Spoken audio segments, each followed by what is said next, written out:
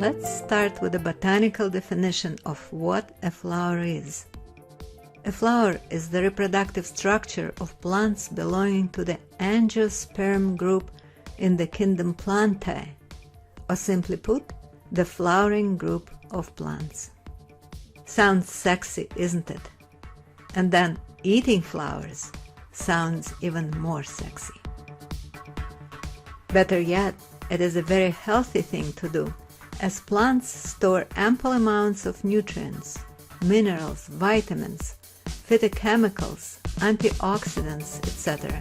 in their flowers in order to be able to produce seeds at the end of the blooming season. Besides multiple nutritional benefits, flowers bring unique colors and flavors to cuisine. Not all flowers are edible, of course. Many plants learn to protect themselves by manufacturing poison in all their tissues, including their flowers. You cannot pretend to be a deer and go around nibbling at all of the blooms you see on your way. You do have to be mindful about eating flowers, same as anything else you put into your mouth, and do your research. But even if you've never looked into eating flowers, I bet there are flowers you've eaten before without thinking of it as eating flowers. Most commonly established edible flowers in the Western diet are broccoli and cauliflower. They are usually thought of as not flowers but as vegetables.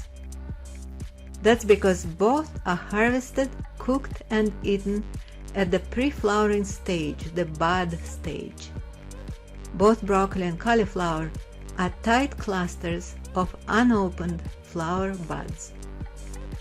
With broccoli, it becomes more obvious if you look at its closest relatives, broccolini and broccoli rabe. The second one is related to turnip as well as to broccoli. All these plants, cauliflower, broccoli, broccolini, broccoli rabe, and turnip, belong to the family of plants called Cruciferous. They have mostly yellow or whitish 4-petaled flowers that resemble a cross, thus the name Cruciferous. Cruciferous vegetables also include cabbages, Brussels sprouts, kohlrabi, kale, collard greens, mustards, radishes, arugula, and bok choy. You would not find these veggies flowers in a grocery store, but if you grow them in your backyard garden, you probably see them bolt, go into flower. The other parts of these plants become tough and more bitter at that stage, but the flowers of all these plants make a tender, flavorful garnish for salads and a variety of cooked dishes. Another flower bud that is treated like a vegetable is the globe artichoke. If the heads are not harvested in the immature stage for food and are allowed to develop fully, they produce a showy bloom like that of a thistle, but larger. Artichokes are relatives of thistles, and together with such plants as sunflowers, lettuce, endives, safflowers, calendula, and chrysanthemums, belong to the aster or daisy family of flowering plants. Many kinds of flowers belonging to this family are edible. The ordinary daisy or Bellis perennis that you see in lawns, or the much larger ox-eye daisy, Yucca vulgare, both have edible flowers. Their flower buds and flowers, together with young leaves, can be added raw to salads or eaten in sandwiches, used as an ingredient of soups, pickled as a substitute for capers, and, believe it or not, even used to make wine. Marigolds, such as Calendula officinalis or French Marigold targetus patula, are very commonly grown garden flowers that are edible. Fresh petals can be sprinkled on salads.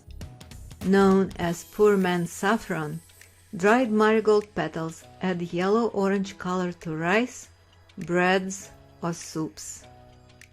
The dried safflower petals are also a cheap substitute for saffron and are used in warming herbal teas.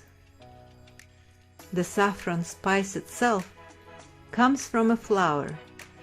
It is a dried stigma of the saffron crocus flower. A stigma is the part of the female organ of the flower that receives pollen during pollination. Imagine all the work that needs to be done to collect large amounts of saffron. Another widely used spice is the dried fennel flower, sold commercially as fennel pollen. Sweeter and milder tasting than fennel seeds, dried flowers of the fennel plant are used in making sausages, digestive teas, and in baking. Dill and thyme flowers can be also used dried as a spice or raw as a garnish to a variety of savory dishes.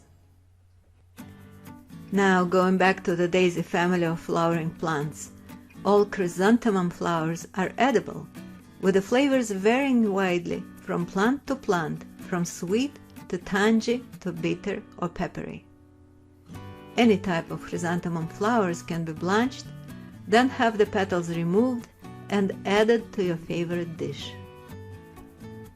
Tea from the flowers of Chrysanthemum morifolium, of Chrysanthemum indicum, has been used for hundreds of years in Chinese medicine to treat such conditions as respiratory problems, high blood pressure, hyperthyroidism, to reduce inflammation and calm nerves. And since we're talking about teas now, there is one flower tea that enjoys unbeatable popularity here in the US, the chamomile tea, made out of the flowers of German chamomile, which also belongs to the aster family of plants. The Chinese chrysanthemum tea resembles the chamomile tea both in flavor and health benefits. The other worldwide popular tea came into our culinary practices originally from southern Asia. Called carcade in Egypt and aqua de Jamaica in Mexico, the tart crimson hibiscus tea has an excellent ability to quench thirst and has been known to prevent hypertension, lower blood pressure, reduce blood sugar levels, help with depression and weight management, and aid digestion. Among other things, it is very rich in vitamin C. Hibiscus tea is made with the dried buds of roselle or Hibiscus subdarifa flower. Roselle, together with mallow or malva and hollyhock, which flowers are also edible, belong to the Malvaceae family of plants. In Europe, the Linden flower tea enjoys a similar popularity. For hundreds of years, linden tea has been used in folk medicine to relieve high blood pressure and symptoms of a cold, calm anxiety, aid sleep, soothe digestion, and reduce inflammation.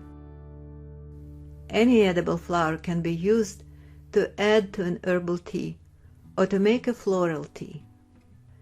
The flavors of floral teas will vary depending on what flowers you use, from the fragrant, perfumed taste of rose petals, orange blossoms, English lavender teas, to the earthy herbal taste of the cornflower, echinacea, red clover, or the Southeast Asian butterfly blue pea flower teas, to the bitter medicinal yarrow flower liver tonic.